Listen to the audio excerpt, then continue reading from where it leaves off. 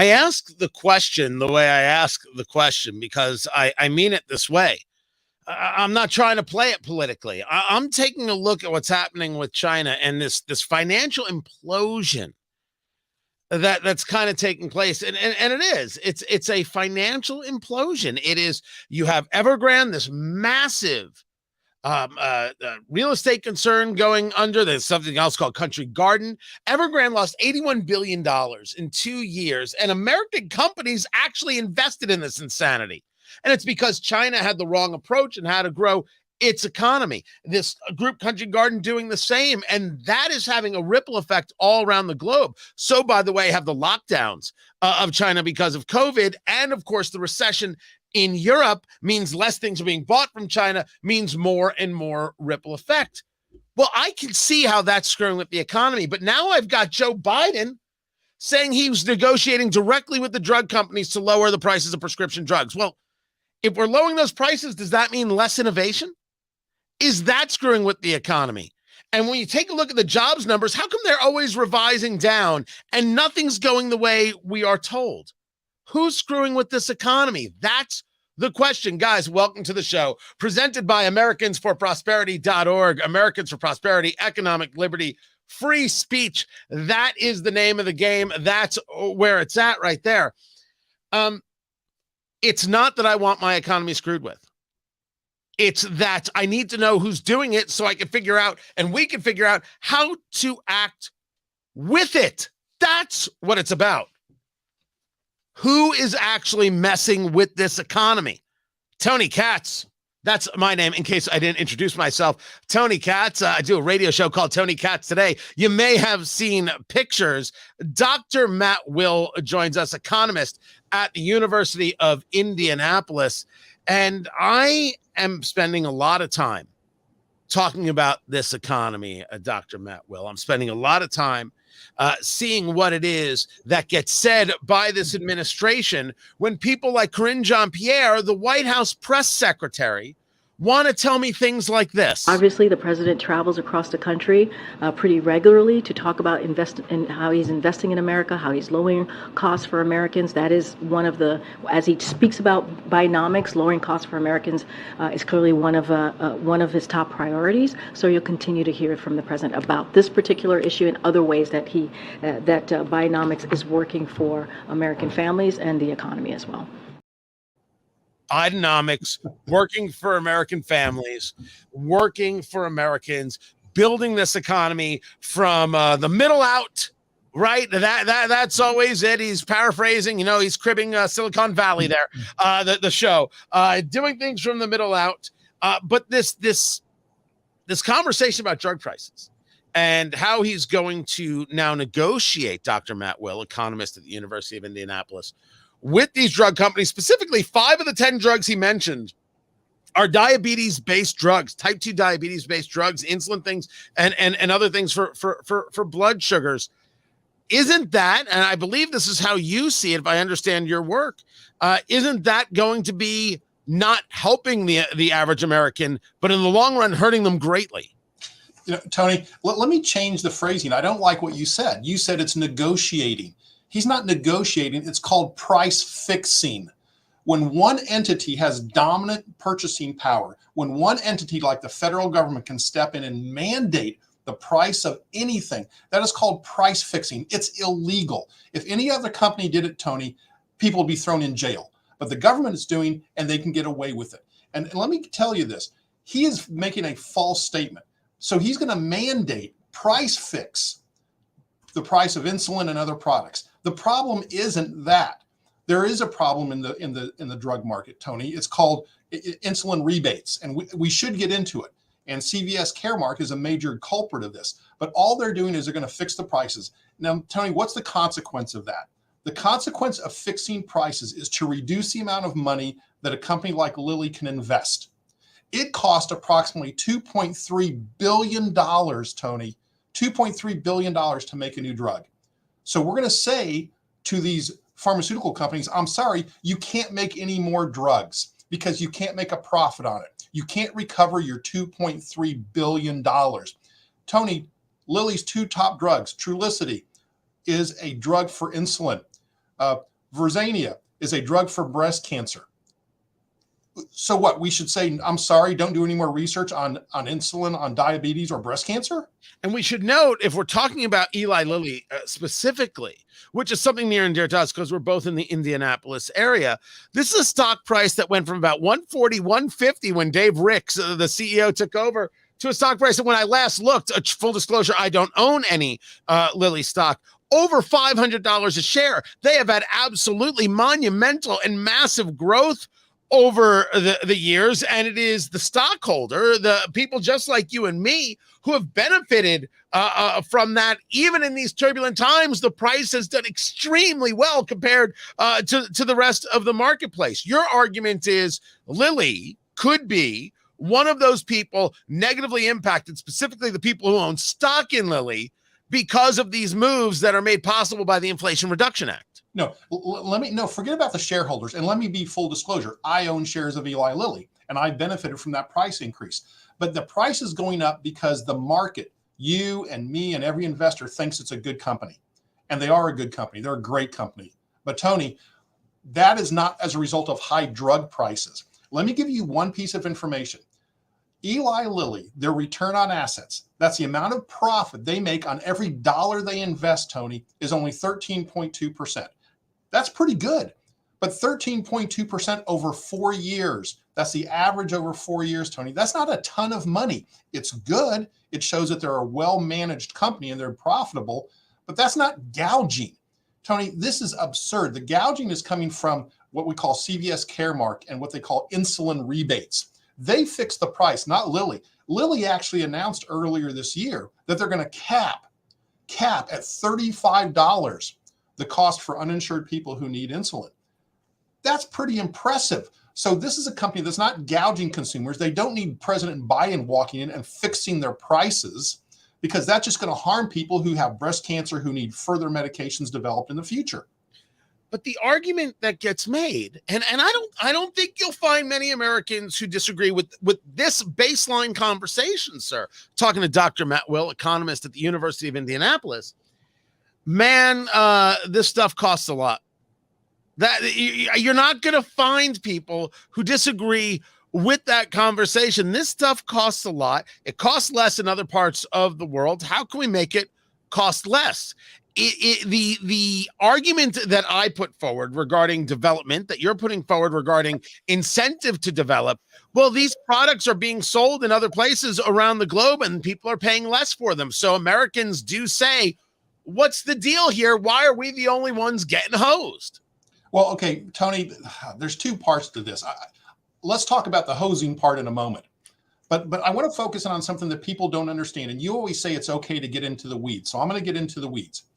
CVS Caremark is a middleman.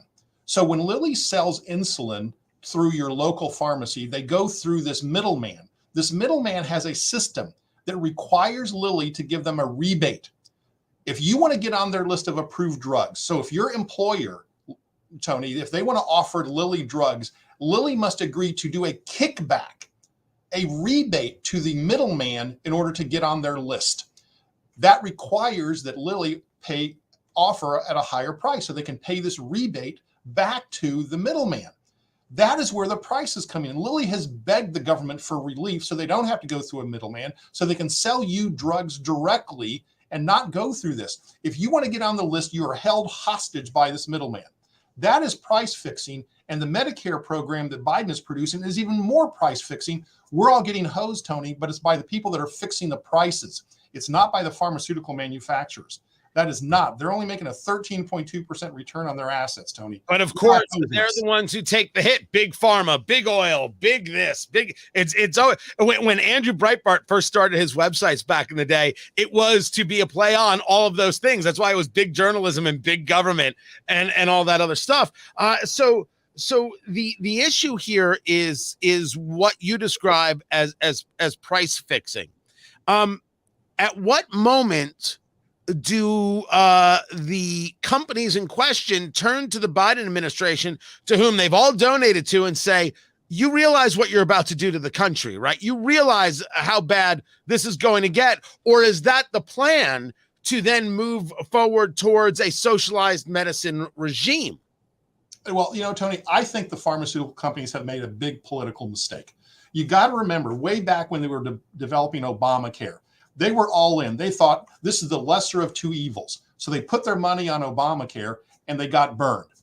They're trying to put their money into Biden care and they get burned. They're not doing what they have to do politically. They're doing what they need to do from running a business. And they're doing a great job at it, Tony. The innovative products, again, Lilly is capping the prices for their own products for uninsured individuals to help them out, but they're not going about it the right way. They've got to fight this socialized medicine. They have to fight the bureaucratic middleman that's fixing prices and losing them profits so that they can garner those rebates. So I think they're going about it politically wrong. I think they have a right business strategy. They have a wrong political strategy. So now let's move it off of some of this drug pricing, which is absolutely going to have, as you see it, an effect on the American economy, and move over to China. Let me show you a couple of things here. This was Fox News. You have the Secretary of Commerce, Gina Raimondo, saying U.S. businesses complaining that China is becoming uninvestable. Then you have the Secretary of Commerce in China, and Raimondo's China, according to the Wall Street Journal, offers glimmer of hope to battered U.S. businesses. I think this is a conversation of a battered China economy. You have these two major real estate companies that are going belly up. Already one has filed for bankruptcy protection here in the United States. Billions of dollars lost in building these ghost cities the way China has decided to invest in its infrastructure, learning nothing from Japan, which has had 30 years of stagnation. And now they're starting to enter this because there's nothing left to build. No apartments left to build, no bridges left to build. You have some of the poorest provinces in China where the GDP per capita is $7,200 US a person, and those provinces have 11 airports. One province, $7,200 GDP per capita, and they have 11 airports. So you take a look at those two things where businesses are telling Raimondo that China's uninvestable, and now, as the Wall Street Journal puts it, there's a glimmer of hope because she went to visit. What's your take on what China's doing and what Raimondo is saying, or what they're saying to Raimondo? Misreporting. Tony, it's misreporting. A glimmer of hope. What is she doing over there? I believe that what's happening is this just hey, I'm an important person. I'm a big shot in the Biden administration. I'm going to go visit China. The fact is that she should be shining a light on the fact that China has been building these ghost cities, that U.S. companies have invested in Chinese sovereign wealth funds. They've invested in this construction, that there's a bubble bursting in China and it's going to have a ripple effect. What she should be doing is saying, U.S. investors, get out of China. Don't put your money into Chinese investment funds. Don't invest in Chinese real estate. This bubble is here. It is bursting. But instead, she's trying to create this perception that things are great. Tony, that's a lie. This administration continues to provide economic lies. There is not this rosy scenario in China right now. It is very pessimistic. It is not good. And she shouldn't be encouraging U.S. companies to invest in China at the moment. I don't disagree. And I'm only concerned about the investing in China so far as the American people are going to have to bail out somebody on Wall Street. But this ties into a conversation that came up where you have I think it was CNBC that discussed it. I was trying to remember who said it, that there should be more pressure put on the regional banks to ensure they're prepared to handle debt in case people are defaulting. That's the way I took it. And it reminds me of the conversations we've been having regarding how Treasury Secretary Janet Yellen and others have treated these regional banks, really putting them on blast, telling them not to lend and putting the squeeze on them. And then you see Silicon Valley Bank, as it went under, Signature Bank in New York, you saw other problems, PacWest having an issue. These China issues, the ripple effects of their economic implosion.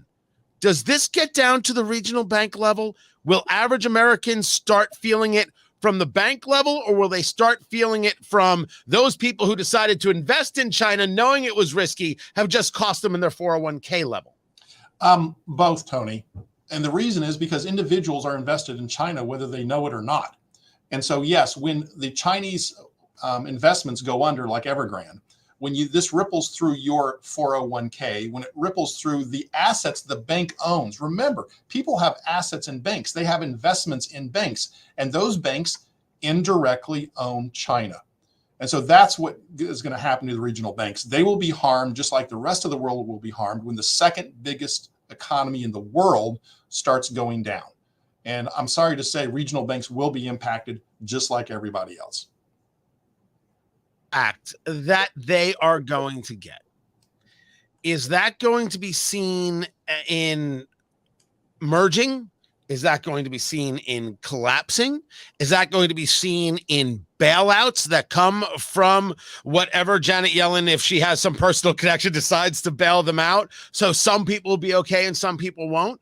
What's the sign you look for? And I'm not saying that people should have a run on their regional bank, but what is the sign that you're looking for that things are getting tenuous for them? Well, first of all, I don't think there should be a run on the regional banks. I think the regional banks will be impacted, but I believe they've been managing their risk very well.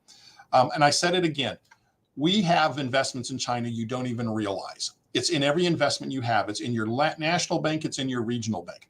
But I believe that the regional banks are better positioned to withstand a decrease in asset values that is the result of China's collapse than the national banks, because the regional banks have been managing their risk. So you said it well, Tony. Janet Yellen's friends at the national banks will be bailed out when China collapses. The regional banks will be fine because they manage their own risk. So I'm not that concerned about it from a regional bank standpoint. Dr. Matt Well, economist at the University of Indianapolis. Always appreciate you taking the time to be with us. I'm Tony Katz. And I must tell you how much I appreciate you guys being here and being a part of the show. It was good to see the comments, some old friends jumping in there, some new people getting to be a part of what we're doing. I love it. I love the chance where I get to do this while the radio show is going on. I should live stream more during the radio show. I also should. I mean, I do the backdrop like this because I kind of like the gritty behind the scenes thing. But you know what? Maybe I need the pretty. Maybe I need to redo. We'll see if we get there, guys. My thanks to you. My thanks to Americans for Prosperity, AmericansForProsperity.org, economic liberty, free speech. That's where it's at. Very much appreciate them sponsoring what it is that I do here and letting me do it. And they're just like, here, go do cool stuff. And I'm like, yeah, I can do that. I can do that for sure. Appreciate you guys. Don't forget to subscribe on Rumble. I'd greatly appreciate it. Rumble.com/Tony Katz. Sorry I didn't get to the question about the impact on local credit unions, but I think it's the same impact that we're going to see on small banks. That's my or regional banks. I think it would be the same in that regard, but I promise next time we have economist Dr. Matt Will on, I will ask that question. And I will catch you all next time, guys. Take care.